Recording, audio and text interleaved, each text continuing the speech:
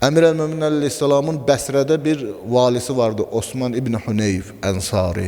Bəsrəyə vali təyin etmişdi onu. Bəsrənin tacirləri, imkanlı insanları bir ziyafət təşkil edilər və bunu da dəvət etdilər həmin ziyafətə. Bu da getdi ziyafətdə iştirak elədi. Normalda bizim çoxumuz bunu eləyirik. Xəbər əleyhissalama çatanda ona bir məktub yazıb onu qınadı. Dedi, eşitmişəm sən elə bir ziyafətə getmisən ki, o ziyafətə kasıblar çağırılmayıb, ancaq varlılar dəvət olunub. Bu da bir israfdır. Çünki o israf məclisidir o məclis o zaman. Elə ancaq mən varlılarla oturumdurum, imkanlarla oturumdurum, onlara yemək yedizdirim, onlarla yeyib içim, sonra da desinlər ki, bu yaxşı oğlandı, təbzir etmiş olursan. Ki Quran-ı Kərim buyurur ki, təbzir etməyən, israf etməyən, o kəslər ki, deyir, təbzir edirlər, israf edirlər, onlar nədirlər? Şeytanların qardaşlarıdırlar. Suda da israfa yol veririk. Dinimizdə bir çox ibadətlər var ki, su şərtdir o ibadətin doğru olması üçün. Dəstəmaz kimi, qüsul kimi. Amma bunların özündə də belə israfa yol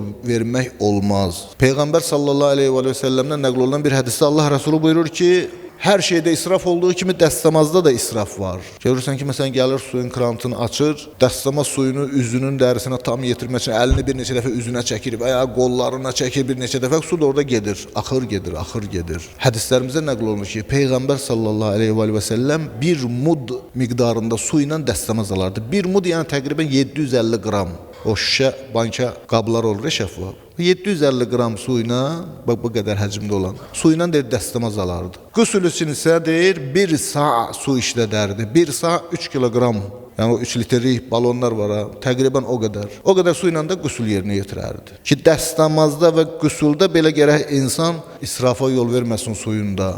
Dünyanın su hissəsi bilirsiniz, quru hissəsindən daha çoxdur. Dünyanın 3/2 su hissəsidir. Amma bu suyun hamısı içməyə yararlı deyil.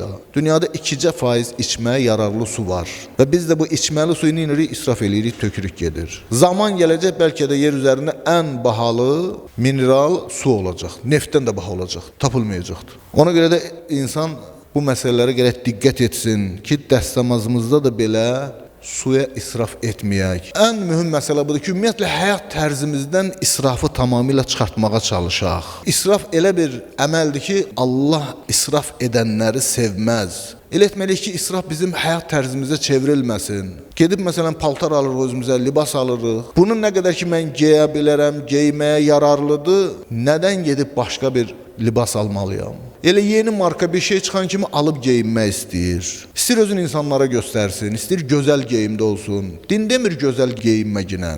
Din sadəcə bizə deyir israf etməklə.